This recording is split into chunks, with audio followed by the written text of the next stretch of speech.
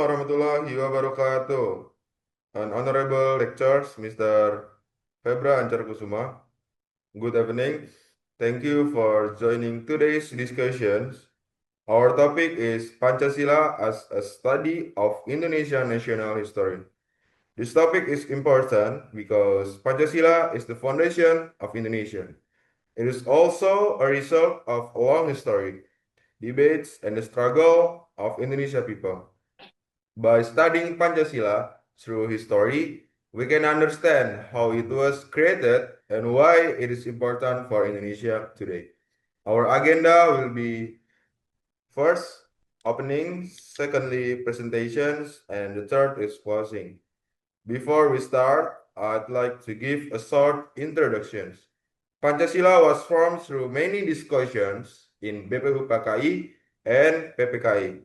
It was influenced by Indonesian culture, national values, and the experience of colonialism. Today, we will learn more about this history and why Pancasila is still relevant now. Now, let us move to the main sessions. To our speaker, Chelsea Olivia, we invite you to present your material. Time and place is yours. The Proposal of Pancasila. On April 29, 1945, Japan formed BPUPKI, Badan Penyelidikan Usaha-Usaha Persiapan Kemerdekaan Indonesia, which was led by Dr. Rajiman Widyaningrat. The first BPUPKI meeting, May 29 to June 1st, 1945, discussed the main topic about the proposed foundation of the state. On June 1st, 1945, E.R. Soekarno proposed 5 basic principles of the state, namely, first, nasionalisme atau kebangsaan Indonesia, second, internasionalisme atau perikemanusiaan, third, mufakat or demokrasi, fourth, kesejahteraan sosial, fifth, ketuhanan yang berkebudayaan, which was later named Pancasila. Soekarno also offered a more concise version, namely Trisila, consisting of socio-nasionalisme, sosio-demokrasi, ketuhanan yang Maha Esa, as well the simplest form, Ekasila, which is based on asas gotong royong. Next, please. The second BPUPKI meeting on July 10 to 16, 1945, resulted in Jakarta Charter. The formulation of the Jakarta Charter, first, ketuhanan dengan kewajiban syariat Islam bagi pemeluknya, second, kemanusiaan yang adil dan beradab, third, persatuan Indonesia, fourth, kerakyatan yang dipimpin oleh hikmat kebijaksanaan dalam permusyawaratan atau perwakilan, fifth, keadilan sosial bagi seluruh rakyat Indonesia. The dropping of the atomic bombs on Hiroshima on August 6, 1945, and Nagasaki on August 9, 1945, became one of the factors that accelerated independence of Indonesia. The ratification of Pancasila. On August 12, 1945, Soekarno, Hatta, and Rajiman were summoned to Saigon by Japan to discuss plans for Indonesia's independence. On August 14, 1945, Japan surrendered to the Allies, prompting Indonesian youth to push for an immediate proclamation.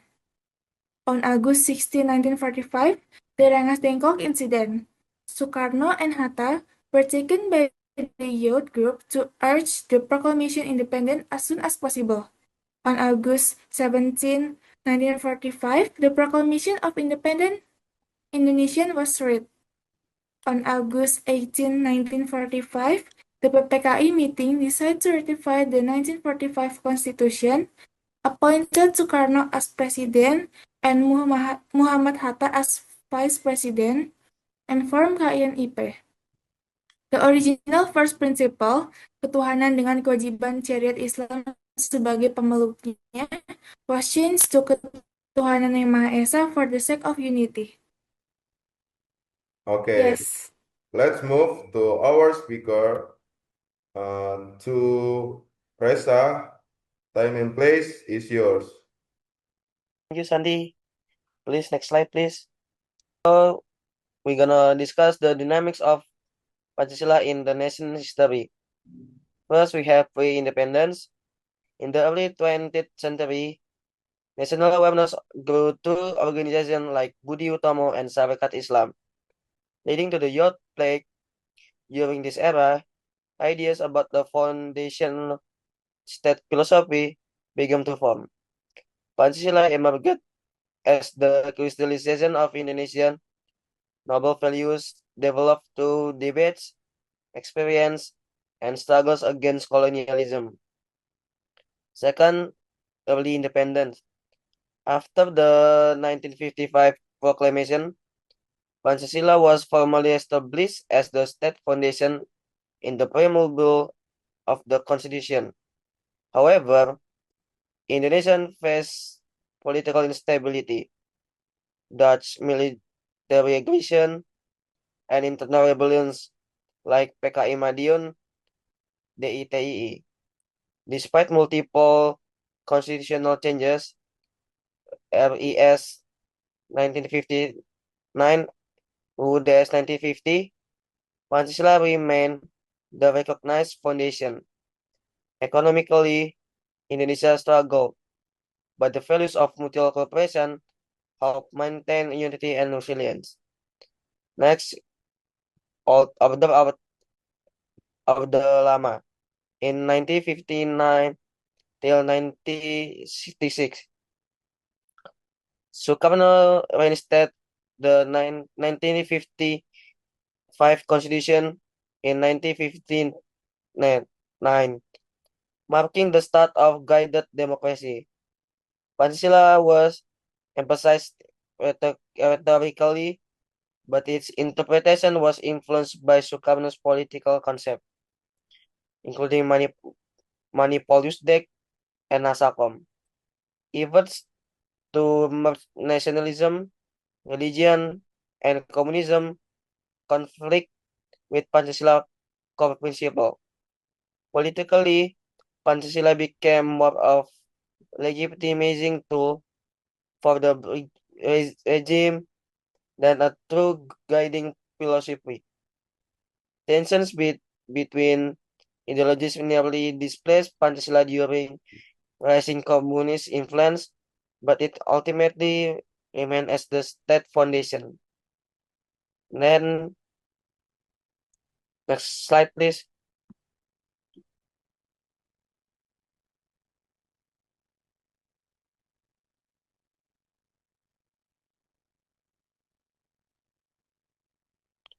We have new Orde Baru in 1966 till 1998. Under Suharto government, Pancasila was positioned as the sole ideology meant to purify state life after perceived order deficiency. Programs like 4P, guidelines for the appreciation and practice of Pancasila, spread state-defined interpretation of Pancasila through massive indoctrination. Pancasila became the only principle of asas tunggal for all organizations. While stability and uniformity were achieved, Pancasila was heavily monopolized by the government and used to maintain power. The failure of to genuine the eventual collapse of the regime. And the last reform era in 1998 till now. At first, Pancasila faces a legitimacy crisis due to its association with New Order in communication. Political freedom brought competing ideologies, causing Pancasila to the lost prominence. However, constitutional amendments reaffirmed Pancasila as the state foundation, and democratic reforms revitalized its relevance.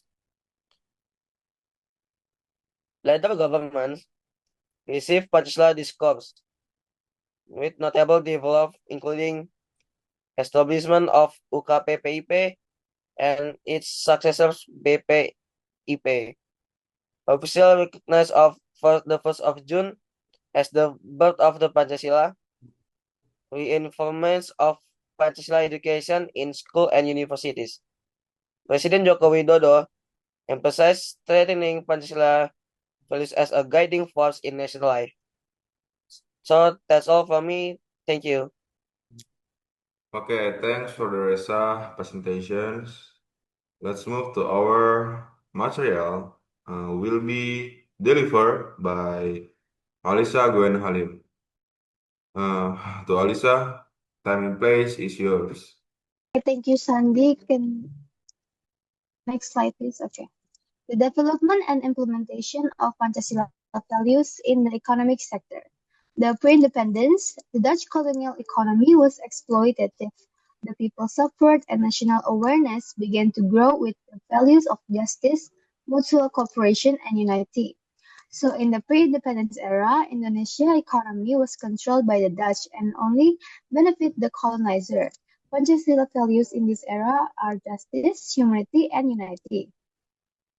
The second one is in the early independence, the economy was very bad due to war and inflation. The creation of Ori money, BNI, and the nationalization of foreign companies reflected the spirits of self-reliance and social justice. The economic was very bad. Prices went up and money lost its values, and many other things was destroyed after the war.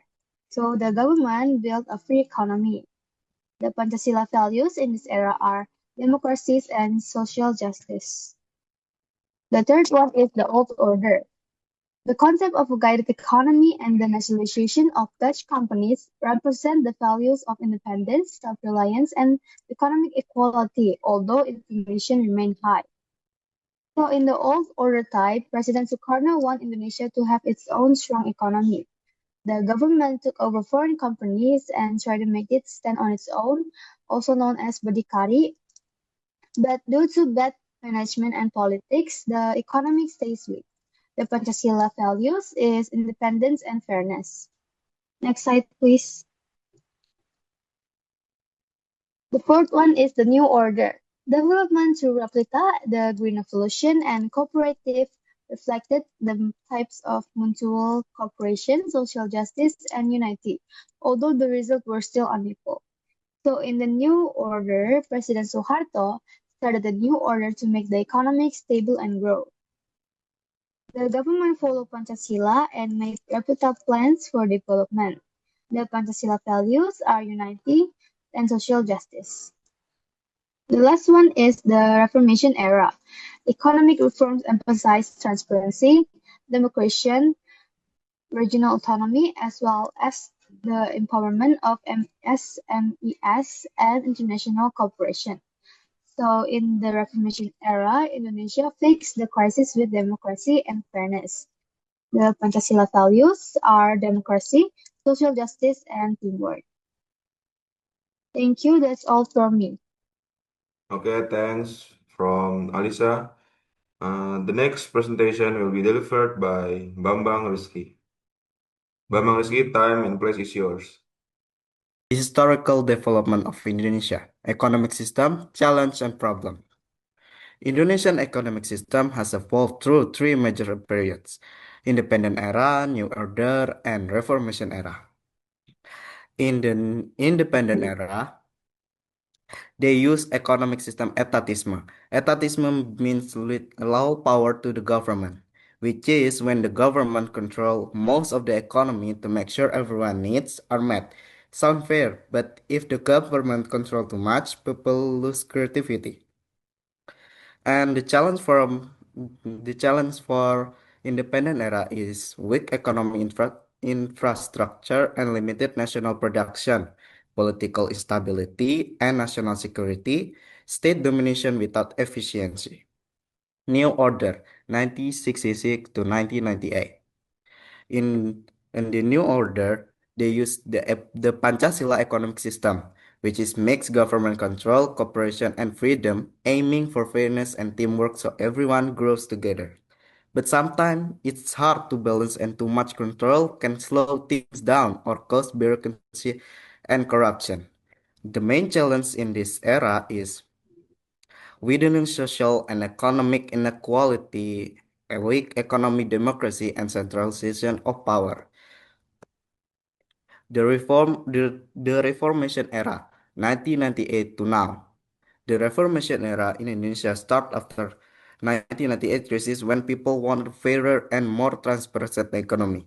The government reduced its control to give more space to the private sector and focus on democracy, anti-corruption, and open markets. The challenge in this era is corruption, collusion, and nepotism, KKN, and that are still entrenched, economic inequality and social gap that are still high, digital inequality and technology information. That's all from me. Thank you. Okay, thanks for Bambang. The presentation will be delivered by me. Study case in Kuala Lumpur, in Kasus Lumpur Lapindo. It causes by drilled the gas well costly. Hot mud came out and covered villages. Many people lost their homes. The company didn't take responsibility. And the second kasus Jiwasraya 2018. This is a corruption case in a government insurance company. And the third one is monetary crisis in 1997 and until 1998. The value of rupiah dropped very fast, and this crisis causes reformation, a big change in Indonesia's politics and economics. That's all from me. The next will be delivered by Pelangi Putria. Time and place is yours. Okay, next slide, please. In this slide, we can see several strategies to recontextual Pancasila. The first one is revitalize Pancasila education and integrate values in curriculum, strengthening educator competence, strengthening public ethics and social integrity, bureaucratic ethics reform, strengthening social cohesion and tolerance based on humanity, and literacy on tolerance, interfaith and intercommunity dialogue, relevance of Pancasila in the digital era, and digitalization of Pancasila education. Next slide, please. Okay, so to sum things up, is Pancasila remains the moral foundation of Indonesia's economic system. Throughout different eras, the nation has faced many challenges, yet the core values of justice, unity, and humanity continue to guide its development. Revitalizing Pancasila in today's global and digital era is essential to ensure that Indonesia's economic growth remains fair, sustainable, and grounded in strong ethical principles. Thank you. Okay, thank you for Pelangi Putria. Thank you to all of the speakers' explanation today. We hope this discussion help us to understand that Pancasila is not only an ideology, but also an important part of Indonesian theory. With that, I officially close these discussions. Thank you and wassalamualaikum warahmatullahi wabarakatuh.